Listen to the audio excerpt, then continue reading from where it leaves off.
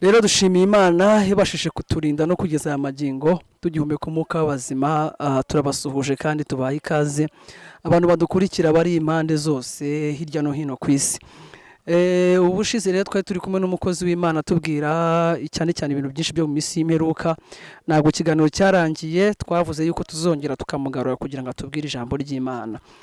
Ni umwarimu akaba n'umusesenguzi n'umunyabwenge cyane ku by'ijambo ry'Imana no ku bindi bintu bitandukanye yigisha. Rero kuba tubonye umunyabwenge abatubwira ibintu yasuzumye akorera research azi neza, reka tumwakire. Mwiriwe neza. Mwiriwe brother Patrick, turishimye cyane kongera kuhurana kandi ndumva umutima wanjye unezerewe kubw'umwami Yesu ugiturinze. Cya gihe nyine hari ahantu twatangiriye kandi hari ahantu twahereye. Rero uyu munsi tugiye kongera kuri rya jambo twaherutse tuvuga rijyanye n'iminsi y'imperuka. Iminsi y'imperuka ngiye kuri nge hari ikintu ingaragariza kinini cyane, kubera yuko imfasha kwitegura mu rugendo kandi kamfasha gukomeza ibintu by'Imana. Imana kuvugana natwe ntabwo yavuganye natwe ngo dukure imitima, ahubwo yavuganye natwe ngo duhumurize. Rero niyo mpamvu ibintu yatubwiye tugomba kubishiraho imbaraga, tukabishiraho tukabigira iby'ingenzi mu buzima bwacu. Kandi ndibuka twaherutse tuvuga ko ibintu bizagenda, bizarimbuka mbere, abazagira gute. Ariko byose aho twahereye Satani abesha bari batuye isi ngo barwane n'umwami, ngo ariko kubera yuko Kristo ari umwami w'abami kandi uri umutwaro utwara abatware bose, yarabarimbuye abashira ikurimbuka. So uyu munsi ikintu turi bwigeho cyangwa se ikintu turi burebeho muri Bibiliya, turaza kureba ku rusengero. Urusengero urwo mvuga urusengero rw'umwubako, kubera ko dufite insengero z'ubwoko bubiri. Urusengero rw'ubwoko bwa mbere ni urusengero rwo mu mutima. Urwo ni urusengero umuntu atashobora kwinjiramo, n'urusengero umuntu atashobora kureba, ahubwo urwo rusengero ruturwamo n'Uwiteka. Ariko tutarageraho ku rusengero, wasi cyagiye wari umaze kutubwira yuko Satani arimbutse n'abantu bari ku isi nabo bajyanwa mu muriro. Ni ukuvuga ngo igisigaye noneho hasigaye iki cyane, hasigaye iki nyuma yaho. Waratubwiye yuko hakurikiyeho urubanza, hanyuma yo bigenze bitero sasa aho ngaho tutarinjira. Rero nyine Satani namara gushyirwa mu muriro utagira iherezo, n'abamukurikiye bose abari bariho bari bazima, hazabaho umuzuko. Uwo muzuko niwo muzuko wa kabiri. Mubuka ko hazaba imizuko ibiri. Umuzuko wa mbere uzaba Yesu nagaruka akahagarara mu bicu, abantu bose bakamusanganira, abapfuye n'abari bazima bose bakamusanganira. Noneho uwo niwo wa mbere, kandi Bibiliya yatubwira ngo abazagira umugabane kuri uwo muzuko ngo ntatiye ko abazacibwaho bazahorana n'umwami uko barahiriwe.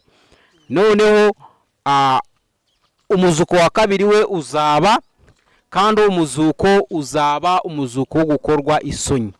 Cyakora abantu bose bazacibwa imanza bitewe n'ibyo bakoze. Imana ntabwo izagushinja ikintu utakoze. Niba utarasambanye ntabwo izagushinja ubusambanyi, niba utarishe ntabwo izagushinja ubwicanyi. Ariko ikintu nshaka gusobanura ni ikintu kimwe, yuko umuntu nta muntu uzarimburwa n'icyaha kimwe, nta muntu uzarimburwa n'icyaha kimwe, kubera yuko kamere y'umuntu irimo ibyaha byinshi. So kuri uwo munsi uzaba uri umunsi umunsi w'isonyi, umunsi wo guhemuka kuri abo bantu bazazuka ku muzuko wa kabiri, kuko bazaba bumvishije ubutumwa bwiza ntibabuha agaciro, bumvishije iby'Imana ntibabiha agaciro. So bazazuka, nibazuka Imana yicare mu ntebe yayo yiramuriro, ibacira imanza bitewe n'ibyo bakoze. Noneho ahubwo bivuze ko bose bazakirwa urubanza bashirwe mu muriro. Nimwibuke cyagiye turi kuganira, Yesu hari ibyo yavuze muri Matayo igice cya 10 avuga kuri ya migwa yari yegeranye n'inyanza ya Galilaya, ayibwira ati iyo abisodomo bazaga kumva ubutumwa bwiza mvuganye namwe, bakareba n'ibitangaza nkoze imbere yanyu, ati ntabwo bari kurimbuka. Ati kubw'ibyo rero abisodomo ni Gomora bazihanganirwa ku munsi w'imperuka kurusha ku munsi w'urubanza kurusha ab'iki gihe. So ubwo nyine urumva nabo ngabo bazaba barimo, ariko igihano cyabo kizaba cyoroheje kuruta icy'ab'icyo gihe. Nyine igihano uvuze ko abisodomu icyo gihe bazahanwa cyane kurusha ab'iki gihe. Kubera iki? Ko twumva isodomu ni Gomora bakoze ibyaha bikomeye bikaze, none kubera iki abisodomu bazahanwa igihano cyo kwihanganirwa kurusha ab'iki gihe? No kubera iki? Impamvu niyi: isodomo nta muvuga butumwa yahageze ngo ababwire ibyaha byabo.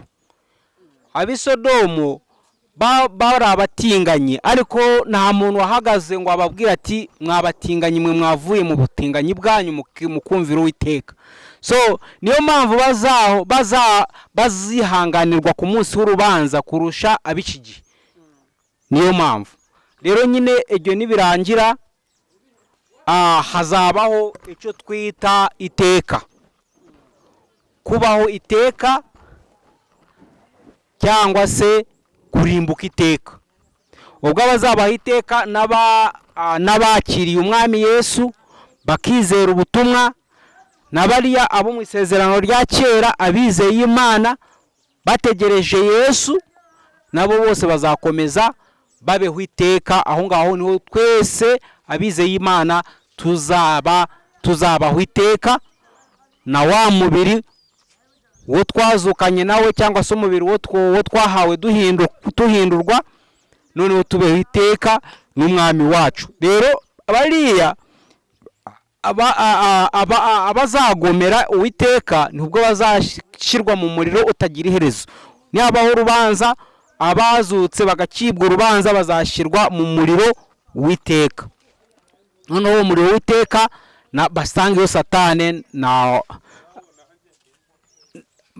Satane na wa muhanuzi w'ibinyoma na Antikristo n'abariyo imbere bajyanyeyo na Antikristo.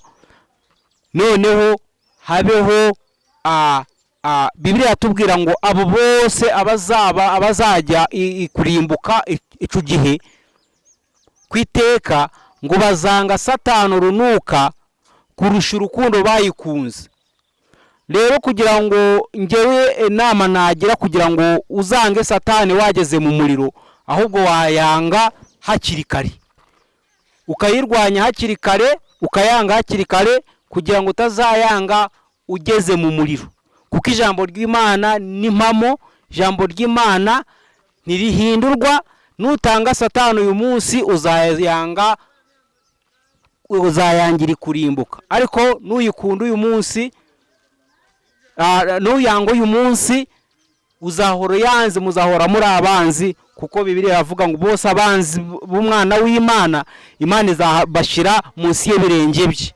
Kandi abanzi b'Imana ni Satani n'umubiri,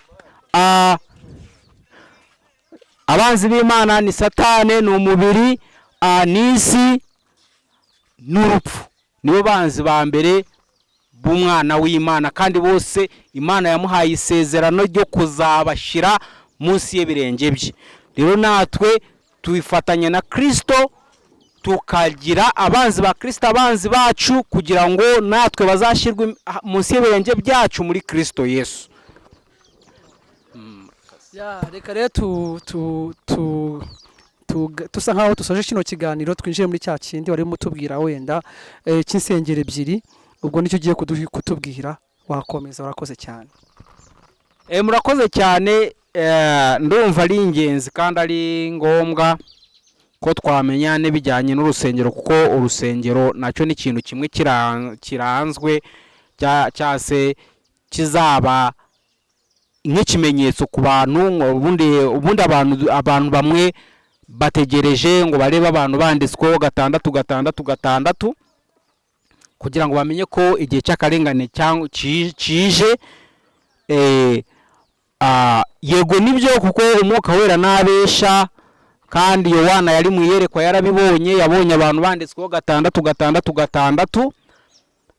Ariko n'urusengero ni ikintu kimwe mu bintu biranga ibintu by'imperuka. Urusengero ndi kuvuga rero, kuko turebye mu Bakorino ba mbere iki cya 6 dusanga umwami Imana atubwira yuko turi insengero z'umwuka wera, ngo imibiri yacu ni insengero z'umwuka wera.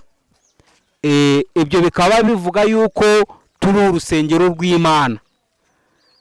Noneho ubwo rusengero rwe umuntu aba urusengero rw'Imana iyo yizeye Yesu, akogebwa n'amaraso ya Yesu, akaba mu Mana, nibwo ahinduka urusengero rwe, nibwo Imana yemera kuza gutura muri we, akaba urusengero. Ariko mu isezerano rya kera hagiye harangwa urusengero ruri i Yerusalemu. Ubwo rusengero rwa mbere rwubatswe, muribuka yuko Dawudi yagize ukwemerwa imbere y'Imana, umenya amaraso menshi, ahubwo nzaha umuhungu wawe Salomo, nzamuha ubutunzi ibwami bw'amahoro, noneho niwe azanyubakira urusengero rwanjye. Salomo yaje kurubaka, amaze no kurubaka asenga Imana, Imana irumanukamo, icyubahiro cy'Imana kirumanukamo. Bibiliya niko tubwira ko icyubahiro cyamanukiye urusengero rwuzura icyubahiro cy'Imana, kandi cyakomeje kurubamo. Nubwo abami b'Isirayeli baje bimuriramo ibigirwamana nk'uko tujya tubisoma, ariko Imana yakomeje kubihanganira, ntiyabakuraho, ntiyakura icyubahiro cyayo mu rusengero rwayo, ikomeza kubahiriza isezerano yasezeranyije Dawudi na Salomo, iti nimunyumvira mukaza kuri uru rusengero mukasenga, nge nzabumvira kandi nzabasubiza amasengesho yanyu. Noneho urwo rusengero rwuza kuza, Bibiliya yatubwira yuko umwami Nebukadineza, Imana iramwita n'umukozi wayo, araza, umugaragu wayo araza ararusenya. Amaze kurusenya, ajyana n'ibikoresho byo mu rusengero abijyana i Babeloni. Tubona wa mwuzukuru we Berishaza abikoreraho, abinyweramo, intoki zikandika ku kiguta. Imana yari yanavuze ko Kuro azasubiza Abisirayeli mu iwabo. Kuro tubona bikora, akora ijambo ry'Imana uko rivuga, basubira iwabo bubaka urusengero rwa kabiri. Ubwo urusengero rwa kabiri barubase, rwubatswe na Zorobabo na Yeshuwa umutambyi mukuru. Bamaze kurwubaka, haza abarurwanya bakirwubaka gutya, bigeze aho Imana baha kurusoza, bararwubaka. Urwo nirwo rusengero n'umwami wacu Yesu Kristo yaje agasangaho. So abayuda barangwa n'urwo rusengero. Noneho Yesu arusengeramo, kuko twabonaga Yesu inshuro zimwe na zimwe ajya mu rusengero iyo byari ngombwa, kuko Yesu yari umuyuda, yavukiye mu bayuda, yubahirije imigenzo y'abayuda. Yajyagayo muri Pasika, ajyayo ku munsi wo kubabarirwa ibyaha, byose yajyagayo. Ariko nyine nyuma yaho Yesu abigishwa be bajya gutangarira urusengero ko rwubatswe n'ubwiza bw'urusengero. Baramubaza bati ese mwami wacu, ubwo ni muri Matayo 24 umurongo wa mbere, ngo ngero umwami wacu Yesu Kristo, abigishwa be baza kumubaza, bamubaza bati ese mwami, urabona ubwiza bw'uru rusengero, urabona ko uru rusengero rwubatswe, urabona amabuye y'igiciro ari kuri uru rusengero. Batangazwa yuko nibyo ababwiye ati ntimubona uru rusengero, ati nta buye rizasigara rigeretswe ku rundi. Bumva mu bayuda buriya urusengero rwari ikintu gikomeye, kuko barubonamo nk'Imana. Ariko ababwiye yuko kuri uru rusengero rugiye gusenywa, baratinya. Impamvu urusengero rwasenywe iya mbere, kuko Imana ntabwo yari kuza gusenya imirimo ya Dawidi, ntiyari kuza gusenya imirimo ya Solomoni, yari kuza gusenya imirimo ya Zorobabeli, ya Yoshua. Ariko icyatumye burusenywa icya mbere n'ubutumvira bw'abayuda. Icyo nicyo cya mbere, kuko gusengera Yerusalemu ntacyo byari bitwaye Imana, ahubwo imitima yabo ko yabonaga Yerusalemu n'ibyo bayikoreraga mu Yerusalemu ntabwo byashimishaga Uwiteka. Uwiteka yari yaravuze ati Yerusalemu uzaba umugwa wanjye, kandi umugwa abantu bose, amahanga yose azaza akasengeramo kandi nkayasubiza. So Yerusalemu nta kibazo cyari gihari. Yerusalemu kugira ngo egumeho ntacyo byari bitwaye Imana, ahubwo ubutumvira bw'abayuda nibwo bwatumye noneho haza gusenywa urwo rusengero. Ibyo rero hari icyo bitwigisha natwe nk'abarokore. Abayuda ni ubwoko bw'Imana, ariko kubw'ubutumvira bwabo bwatumye noneho aho basengeraga Imana yari yabonye ko hatakibafitiye umumaro, kubera ko n'amategeko yose bari bayishe. Noneho ivuga iti noneho kugira ngo bibe bityo, nje ndi Imana kandi kora ibyo nshaka. Ivuga iti urusengero rero noneho reka rusenywe, namwe mutatanywe mu mahanga. Noneho nabwo nuko byabagendekeye. Rero urwo rusengero tubona urusengero rwarasenywe muri 70 Yesu amaze gupfa, muri kalendari ya Grigore cyangwa se ya Papa Grigore. Muri 70 Abaroma baraje, umwami w'Abaroma yaraje ararusenya, ajyanywe n'abayuda mu buretwa. Kuva uwo munsi wa 70 Abisirayeli bahuranye n'ibibazo kugeza yuko bakuwe no mu gihugu cyabo gikahabwa n'Abaparasitayini.